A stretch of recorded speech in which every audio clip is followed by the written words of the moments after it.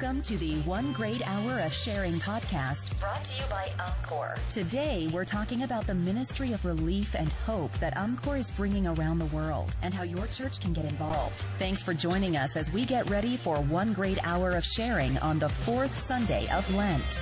Well, welcome to the One Great Hour of Sharing podcast. We've got a real treat today, Donna Spearman on the line. The One Great Hour of Sharing podcast is really that place where we're counting down to the fourth Sunday of Lent. And as we invite your church to join with us as we support the incredibly important work of Encore through this special Sunday. So, Donna, welcome to the show. Thank you. I'm so glad that you've decided to spend some time with us today. Thank you so much. Well, I feel it an honor that you asked me to be a part of this. Now, so Donna, you're in your church is in Endicott, New York. Why don't you tell us a little bit about your church?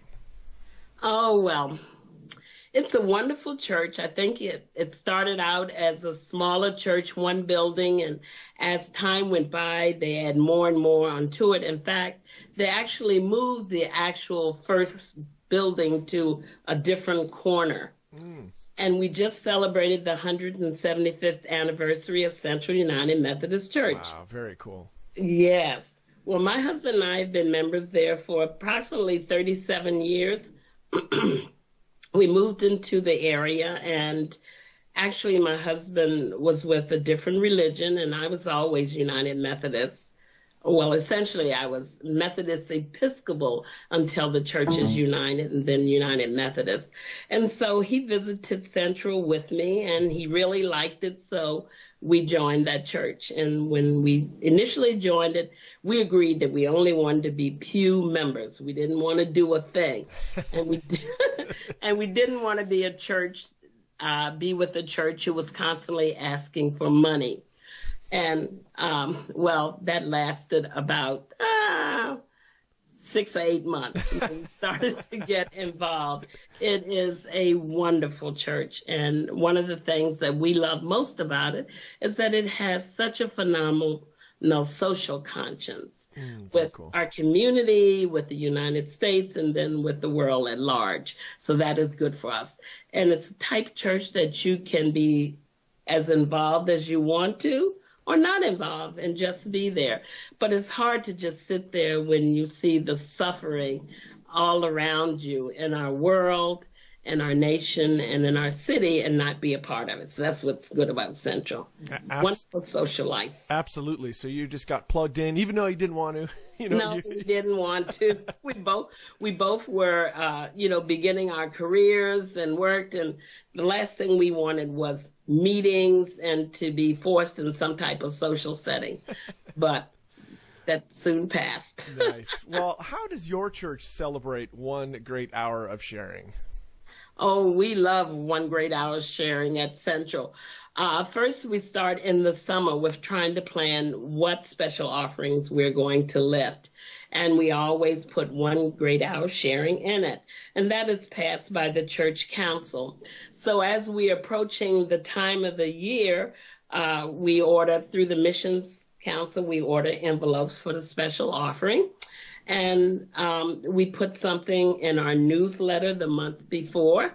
And the week before, we have something in the bulletin like, hey, folks, we want you to be aware that next Sunday we're going to take a special offering.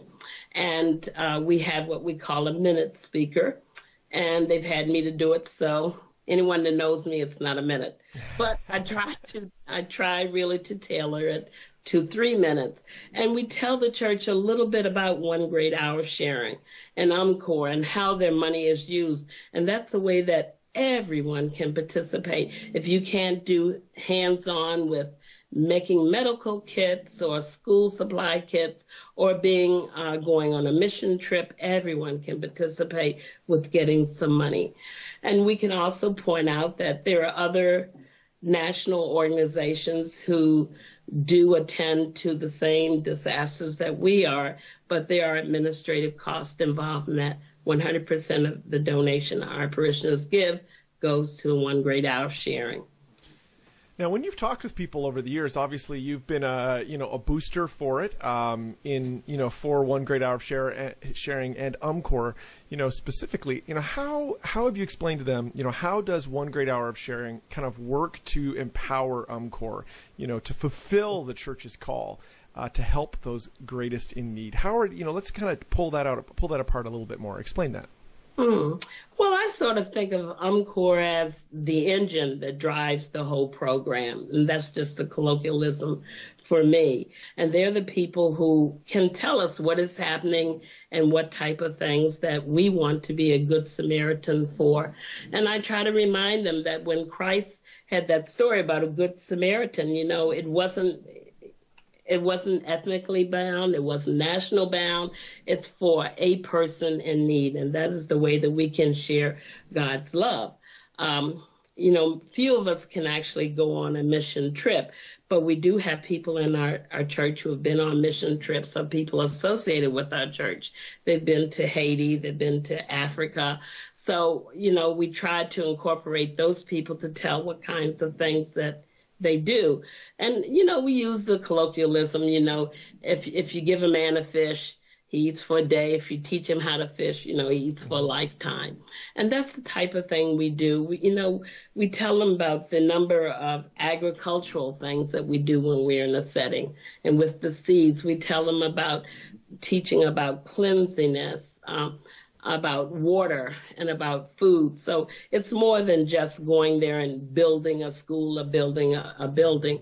And then, of course, with the tsunami, with Katrina, with Sandy Hook, those things were so visible nationally on television. And we can always point that, okay, this is something that we did. And in our own area, we had a terrible flood, the second terrible flood that we had 3 years ago, and UMCOR was also here. And, it's not always the hands-on actually building, rebuilding, although they did a lot of that. I don't know what they call it, mud slingers or something, but they worked on that end and trying to restore a lot of historical stuff that was lost in pictures. But the other thing is, they had coordinators that they placed here who could help to bring together the volunteers that were established locally here and teach them what needed to be done and how to do it. Right. Very, I had heard about that flood in your area. Yes. There was one like 30 years ago or something like that, and they rebuilt, yes. And then it didn't, and then the flood overcame the kind of flood works that were built there. That's correct. And we also had, that was the one 30 years ago, and we had one, I think it was 6 years ago. And of course, when we had that, we were never going to have another one. Right. 30 years, sure enough, we did.